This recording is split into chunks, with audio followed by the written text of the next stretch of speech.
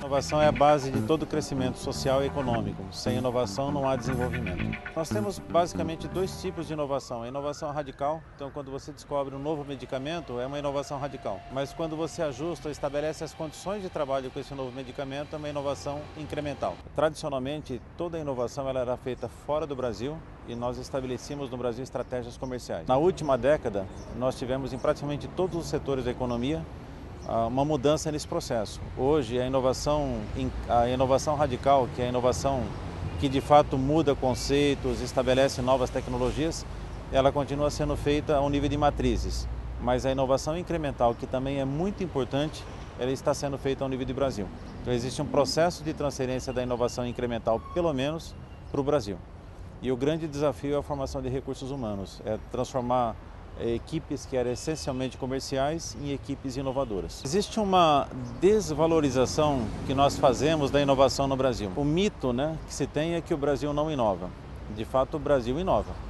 Talvez o Brasil ainda não esteja preparado para fazer inovações radicais. Criação de uma nova plataforma como o Facebook ou desenvolver um novo medicamento. Isso nós não conseguimos fazer ainda em muitas áreas, mas nós fazemos com grande eficiência inovações incrementais. O Brasil tem uma eficiência enorme na produção e exportação de alimentos.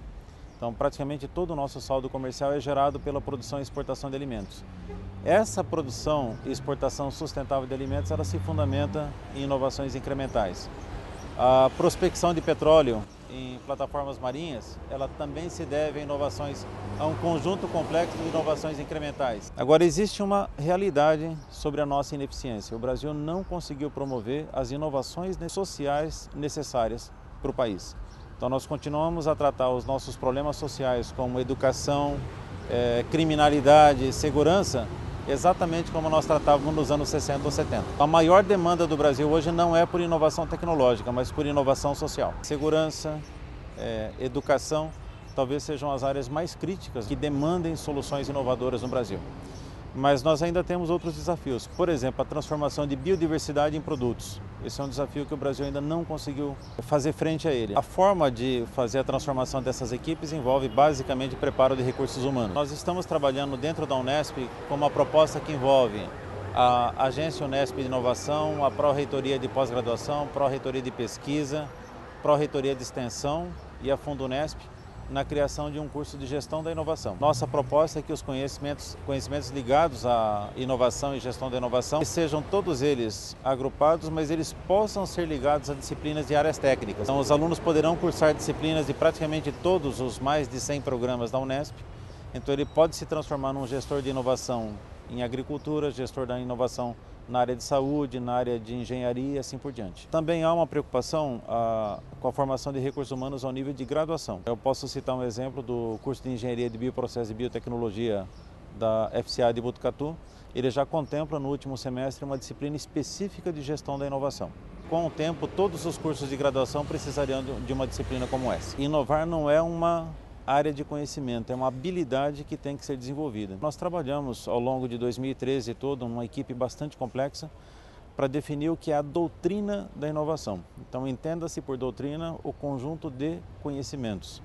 Depois em si, aí nós desenvolvemos as disciplinas, que são os pedaços desse conhecimento.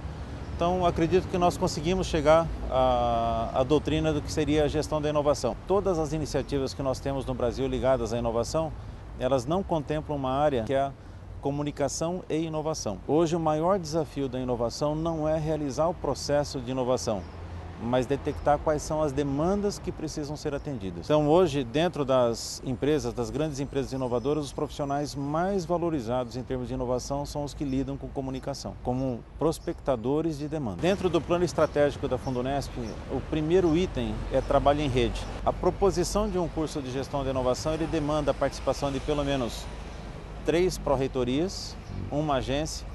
Então a função da Fundunesp é criar condições para que essas redes apareçam e cresçam. Então essas soluções articuladas, elas precisam que alguém cuide delas. Então a Fundunesp ela pretende fazer isso.